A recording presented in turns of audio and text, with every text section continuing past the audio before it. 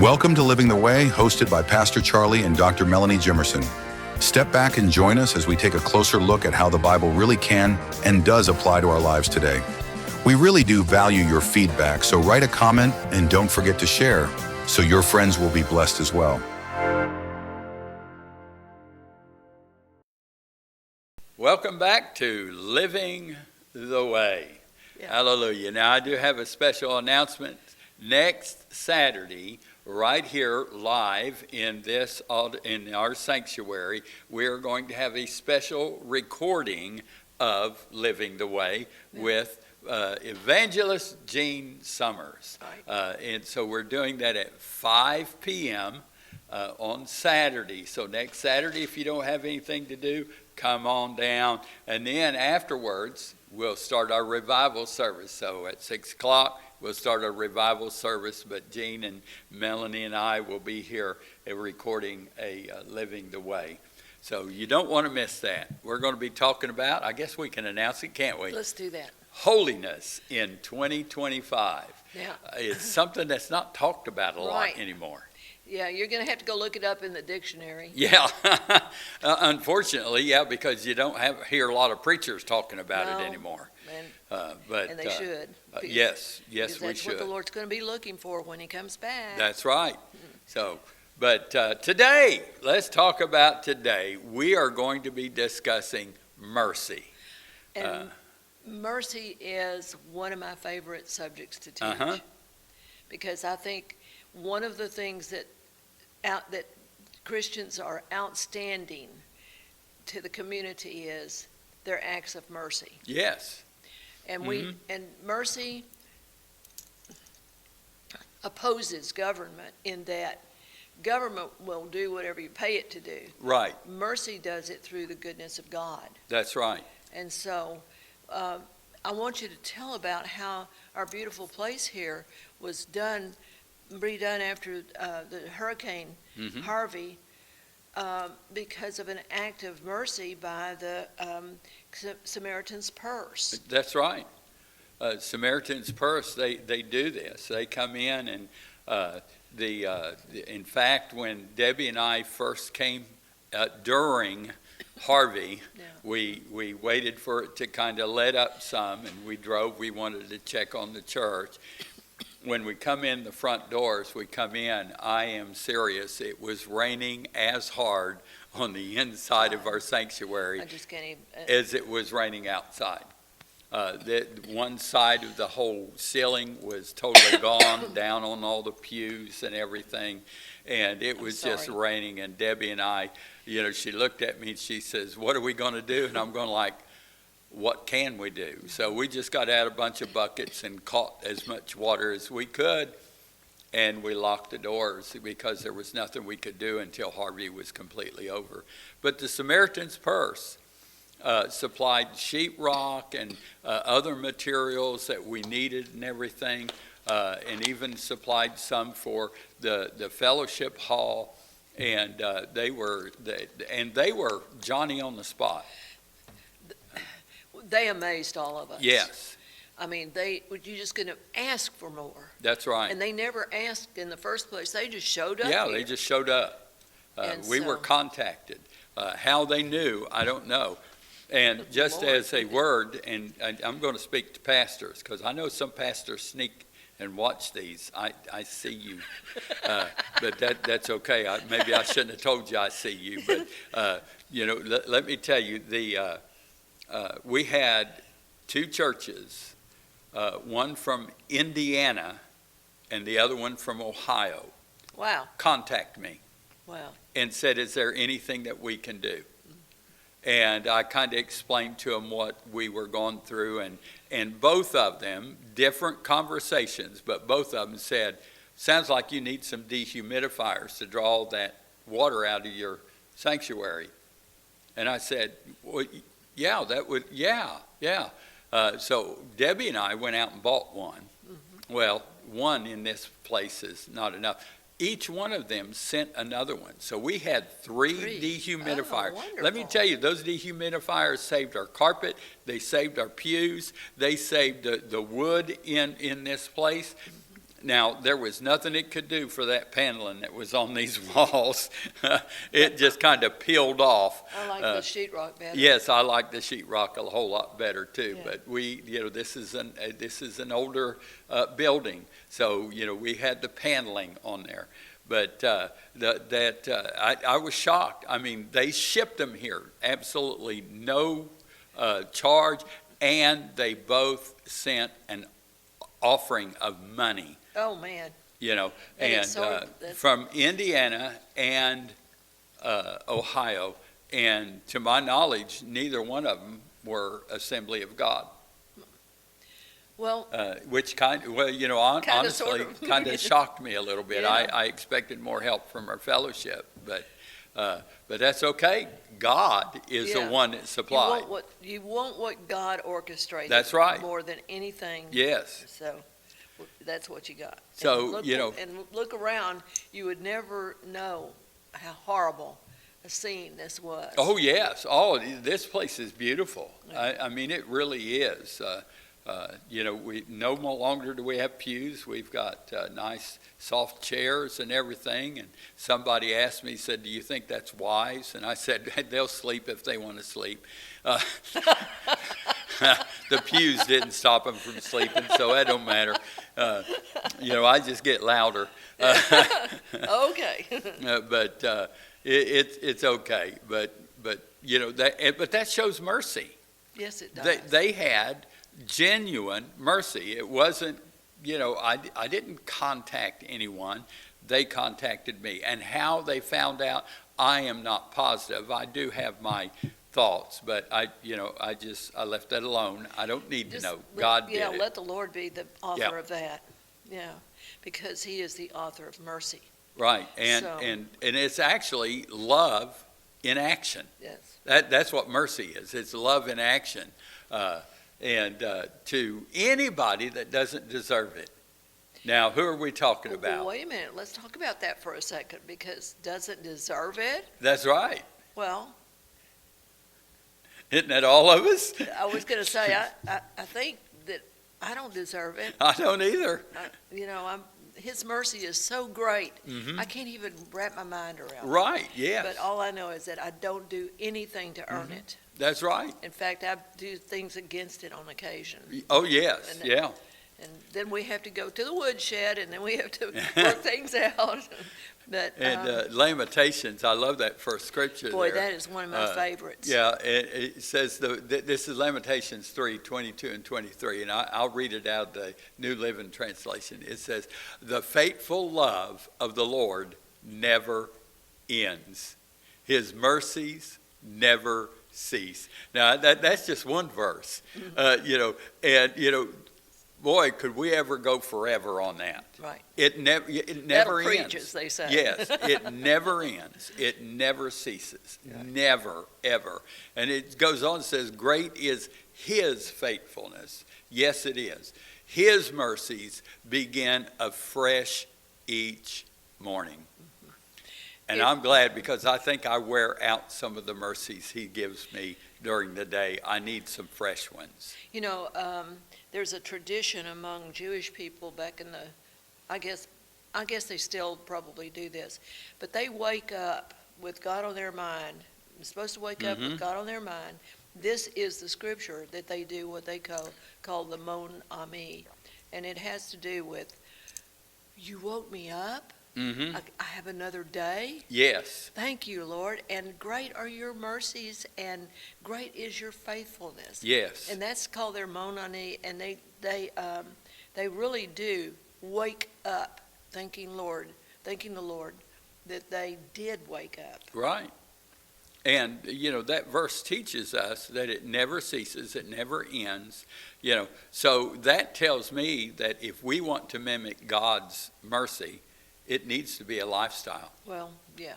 You got to make it a moment-to-moment daily thing. That's right. And it's just not something you do once.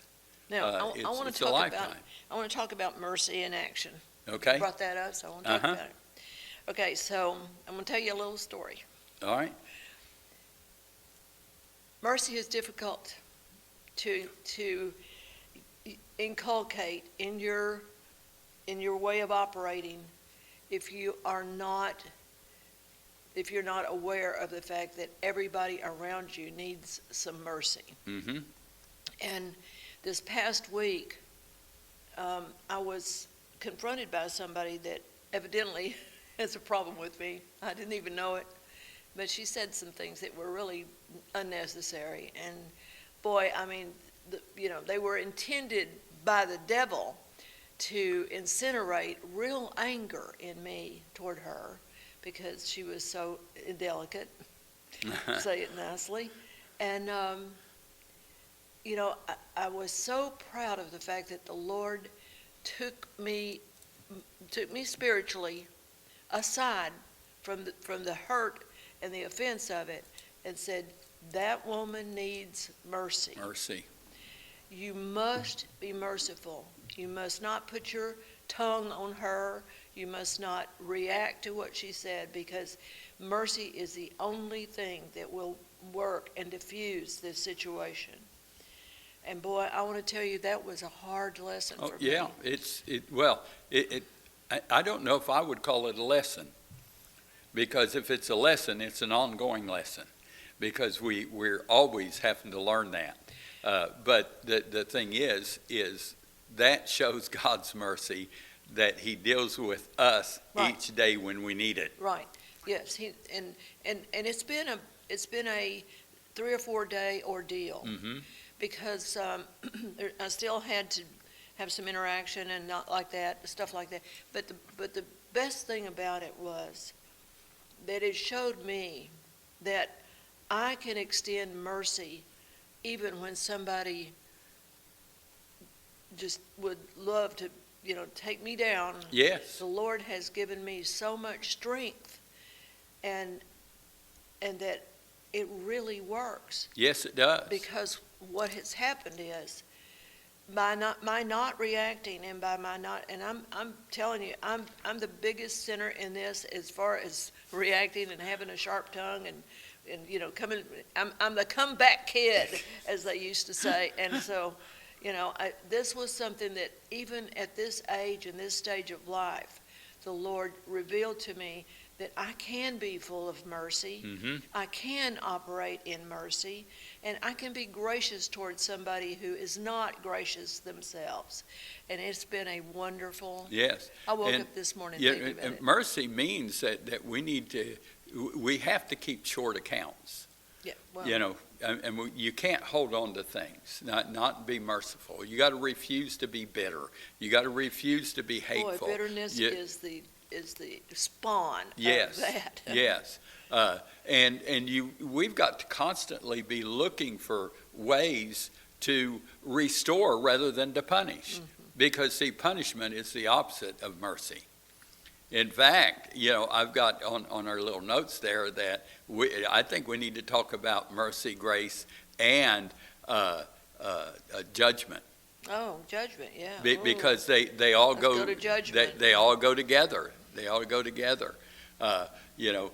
Mercy is basically what I say is not getting what you deserve. And what do we deserve?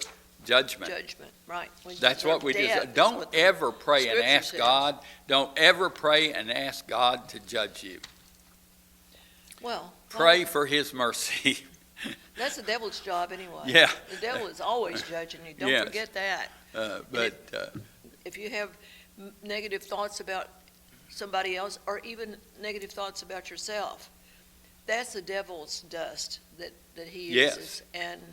And judgment is a terrible thing to deal with, especially after the fact.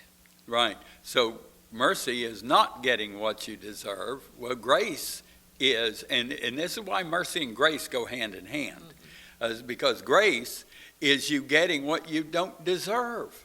That's the blessings of God. Yeah. We don't deserve that. We don't deserve salvation. There is nothing we can do to earn it. There is nothing we can do to say that it should be ours. No, it's not.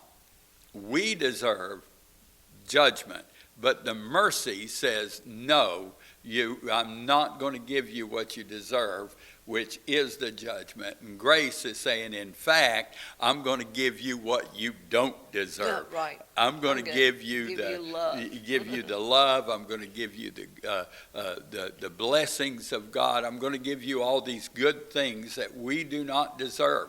That is a difference between mercy, grace, and judgment. Right. And let me tell you, all of those come from God. If it doesn't come from God, then it's manufactured artificially. You know, it's just it's just a philosophy. It's just something that somebody thought up. Right. But we can't operate in that, and we really want a deep down commitment to come to the surface and work for us. Right. I think mercy is a type of gift. I don't think it's a motivational gift. I think it's a gift that is so awesome that nobody's ever really been able to put it into a category. Right. Because it's all-encompassing. Yes. But you can use mercy 100 times a day. Oh, absolutely. But, I find that often mercy is harder to give than even grace. I can give someone something that they don't deserve, and I can, because that's kind of like a will, no, here, I'll just give this to you, But mercy is, it's kind of hard because, especially when somebody has attacked you, it's really hard not to attack back, and it's hard to hold back what they deserve. Why? Because they deserve it. They deserve it because I judge them. But I think they deserve it. Yeah, but we must say, no, God's not giving me what I deserve. Mm-hmm. I ought to hold back what they deserve. Yes, yeah. And that is just so, in my opinion, so important for us to understand about grace, mercy, and judgment. I thank God that I don't have the need to lash out at somebody, because what I had done was I had inadvertently stepped on her ego, Mm-hmm. and I didn't mean to. I didn't know I was going. I didn't know that's what I was doing. Well, that's what happens a lot with difficulties within any relationship. I don't care if it's marriage, if it's a family, if it's a church family, an organization. What happens is somebody does something without realizing what they're doing. I've actually had people come up to me and ask me to forgive them. Ah. And I'll go like, okay, I forgive you. What for? Yeah. And I say what for because I try not to hold grudges. Now, yeah, I'm human. I have to work at that sometimes. Some of them are a little harder than others. Yes. But for the most part, I just kind of go like, well, I'll just, and this I used to say this negatively, but it can be used positive also. I just consider the source. They may not have known what they were doing. They may have not, they don't have all the information. So I'm just going to let that pass. And I just kind of throw it out of my mind and I go on. So they'll say, forgive me. And I say, you're forgiven. Now what for?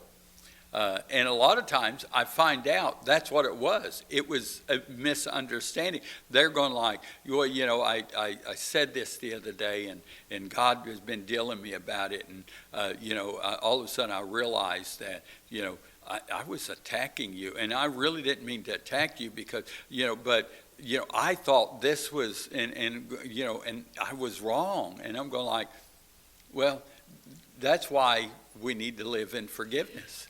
In the realm of forgiveness. Yeah. It's kind of the realm of forgiveness. But that misunderstandings is what causes most of the actual problems. Is one person says something, and another person takes it out of context according to their feelings. Okay, so you said something, and man, it hit a nerve, okay, in me. Not that you intended to do that, but because you said it, that's the way I received it. That's why I tell people, I said, Facebook is not to take care of problems, okay? Because when you write something, people cannot see your tone. So I can say,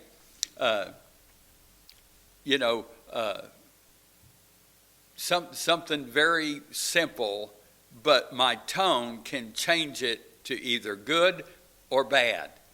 And the way somebody is reading it is going to depend on how they're receiving, not how you're giving. And so never do it on Facebook. Man, we need to remember that. Yeah, everybody needs to remember that. Don't take Quit anything on Facebook seriously. Yeah, don't take it seriously, and it's not a place for correction. Now, it's a great place to encourage. Yeah. Well, because, you can really encourage someone. Tell them that, oh, that was great. Thank you so much. I needed that. Facebook is a great place to do that because it may encourage somebody else to start doing the same thing. But it's not a place to take care of problems. and maybe sometimes the person who is the offender and is out of whack, okay, we're just saying they're just totally wrong, they're out of whack. They have never been extended unmerited favor, which is what, we think that grace is, toward them. So they lash out at everyone. Or they've never really experienced the mercy either. That nobody ever, let's just say it this way, nobody ever give me a break. Yeah. Okay, I messed up. Now we want everybody to forgive us when we mess up. Yeah. But we have a tendency not to give that like we want to receive it. Forgive me, but I'm not going to forgive you. That's not right. We really do need to work on this in this nation. In this nation, the anger that has come up since, Oh, yes. I think since COVID. Oh, yes. COVID really amplified it. And then now we have them saying, well, that shot that we made you take, maybe it wasn't all that. Yeah, and everybody's maybe. re-angered now. And so, Yeah. we're having to deal with external things in addition to what we go through and things we have to go through every day, that we have to hold it down so we can get through them. That's right. Yeah. And that's, it's work. And it's worthy work.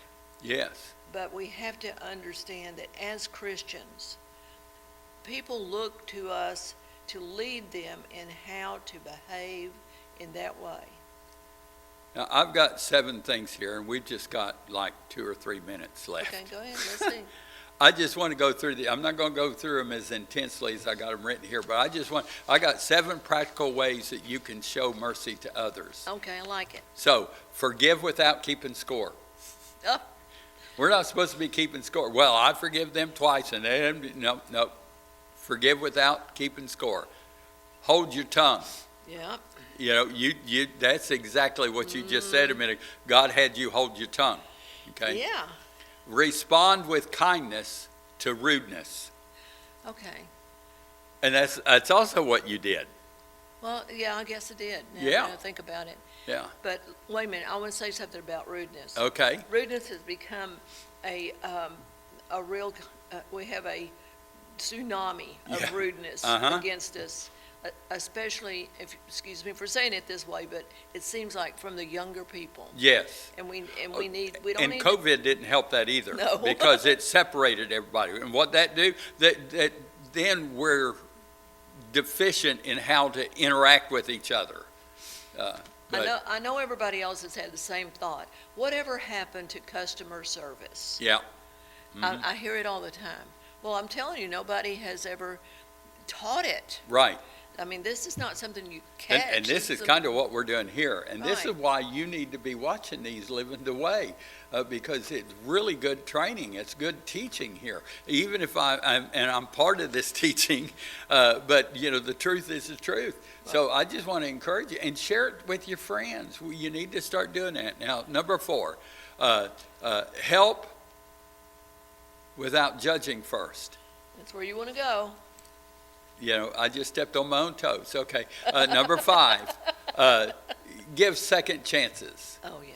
But I just noticed, last night we were talking about second chances, and someone said second chance, third chance, fourth chance, second, third, and I'm fourth, going like, fifth. wait a minute, it's 490. Yeah. And they're going like, That's what? right. That's And I right. said, Jesus said, when Peter said, do I forgive 7 times? And Jesus said, no, not 7 times, but 7 times 70, 490.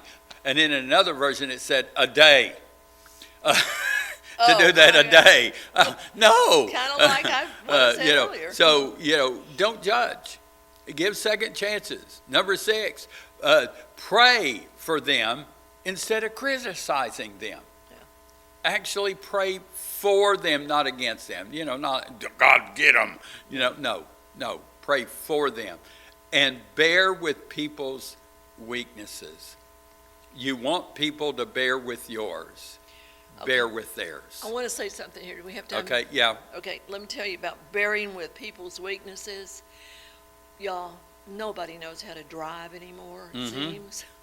And so the only way that you can really put this into practice and the best place to practice this is to start driving with mercy on your mind. Let them in. I can remember when I first come to Texas, No. that's one thing I said about Texas. And no, I'm not native born. My son is, but I'm not. But, I said that they know how to drive. They were, when I first come here, they were kind. You needed over, they'd let you over. They'd actually back off. Not now. Man, it's like, I'm going to get, no, you're not getting over, Yeah, and it's terrible. but we need to revive that. Yes. And that's a good place for you to practice. It's a real good mercy. starting place, and you can practice it every day, and you know that. That's right. You can't hardly go anywhere without somebody cutting you off, honking at you, Yeah. all the rude things that people do. Showing you their IQ. Yeah. I didn't get that, Yeah. but this morning I got honked at, Yeah, and I didn't but- even deserve it. So, Yeah. okay, well, there's a couple of things I want to remind you of. Number 1, I believe I don't think it will, yes, it will air next week. Next week, we're going to go over questions. Oh, So yeah. it's not too late to get We- some questions in. I'm tabulating them and stuff. So get your questions in because we're going to go do that next week. We're going to start answering some of the questions. And Melanie, I'm going to send them to you because some of them are tough. Okay. Okay? I'll be looking, I'll be getting into Yeah, it. that's where we find the answers. That's The right. other thing is Brother Gene, the evangelist, going to be here with us next, the 23rd. Going to do the special taping. That will go out the following Saturday, but you can actually sit in here like Philip is today. Yeah. Good to have you here, Philip, again, and CB. But you can actually set into these. We tape these on Tuesdays, not Tuesday mornings. See, not everybody can get here on Tuesday morning. So, but this is going to be an evening, so you can come. Stay for revival. Let me talk about Gene for just a minute, because Okay. I've known him a long time. He is a great storyteller. Yes, he is. He doesn't do preaching like point 1, point 2, Yeah. point 3. He doesn't do that. He just takes you from one story to another story to another story. But he illustrates so well. Yes, he does. He's worth coming to listen to. And the third thing that I need to remind you is it's Saturday. So where do you need to be tomorrow? In church a lot. So go to church. If you don't have a home church, find one. Yeah. You have to find one. Now's the time. Now, I want to tell you good night. Thank CB for his productions and all he does We for love us. you, CB. We don't mention him enough. That's right. He's always behind the scenes. Maybe we'll get him up here one Yeah. day and interview him. He's back there going, no, no. But we do thank him, and God bless you all. Be in church. Yes. God, you need to be in church. You need it, and the church needs you. Yeah. So be there. Good night. God bless. Thank you for watching, and remember, be in church tomorrow. If you don't have a home church, you really need to find one. The church needs you, and you really need the church.